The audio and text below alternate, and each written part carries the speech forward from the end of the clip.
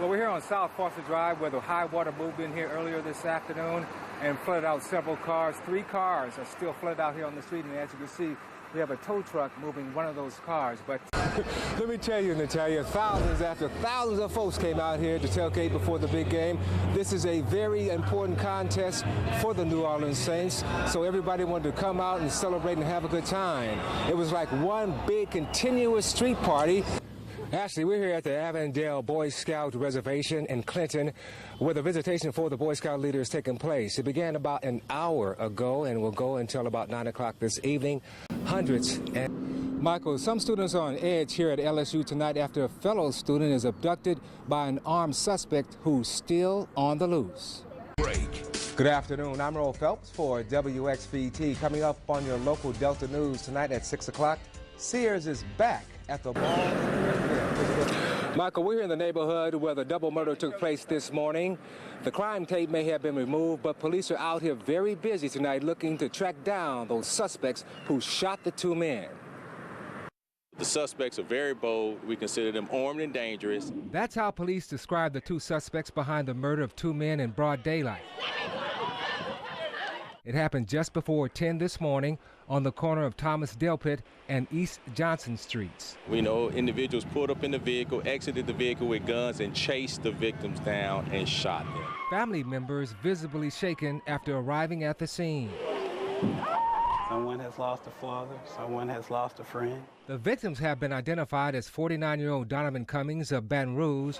Paramedics working at the scene to save him, but he died after being taken to the hospital. Criminal records show he has previous convictions for manslaughter and negligent homicide. The second victim is 36-year-old Harold Anthony. He died at the scene. He has a long history of drug charges and was due back in court on more charges. I'm a victim of the flood in Houston, Texas that I merged to a year and a half ago. And now all this violence is still breaking out. It needs to stop. We need to pray and come together, and let's stop the violence out of this South. Erica Curry grew up in this neighborhood called The Bottom. She just returned after evacuating from Texas. This is not our neighborhood that used to be when I was growing up. I mean, we did a lot of things, but this is going far and beyond. This isn't the way we were raised in South Baton Rouge. Police say this crime might be connected to a previous murder that happened about a month ago. Police are also concerned about possible retaliation from today's double murder, but they're taking steps to prevent that. We're going to saturate the area this afternoon because the community is reaching out to us for help, and we're going to do the best that we can to give them to protection. Now, police have no motive in this murder. They say that the men were specifically targeted out to be shot and killed. Reporting live in Baton Rouge, Earl Phelps, WBRZ News 2. Good evening. I'm Earl Phelps. Natalia has a night off. News 2 at 5:30 is next. Now, WBRZ News 2 at 5:30.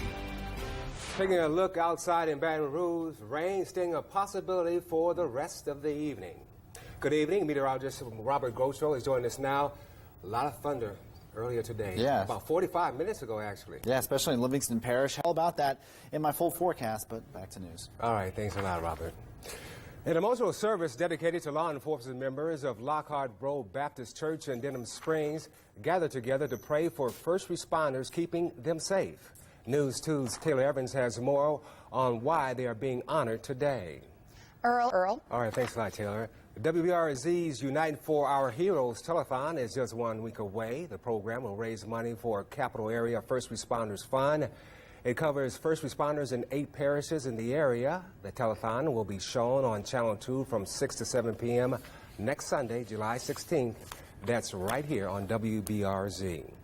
Emotional events in Dallas all weekend long, marking 1 year since a shooter killed 5 officers and injured several others. Dozens of people came out to show their support. Dan Haggerty reports. Now, that weekend of honor event wrapped up this afternoon. The attack is still being investigated. In crime, a man has been charged with arson after investigators say he set fires in 2 Louisiana Walmarts. Similar fires broke out at stores in Hammond and Amite Saturday. Investigators say laptops were also taken from both scenes.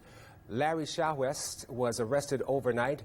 for setting the fires. Both stores reopened today. Investigators say the suspect confessed to setting a fire at another Walmart in Ponchatoula in June and stealing a computer. Meanwhile, President Trump is tweeting about working with Russia today following the G20 summit. David Daniels reports. Daniel reporting. Coming up, panic as wildfires spread out west. An update on the damage as residents look on while the fire roars through towns. You're watching News 2 at 5:30.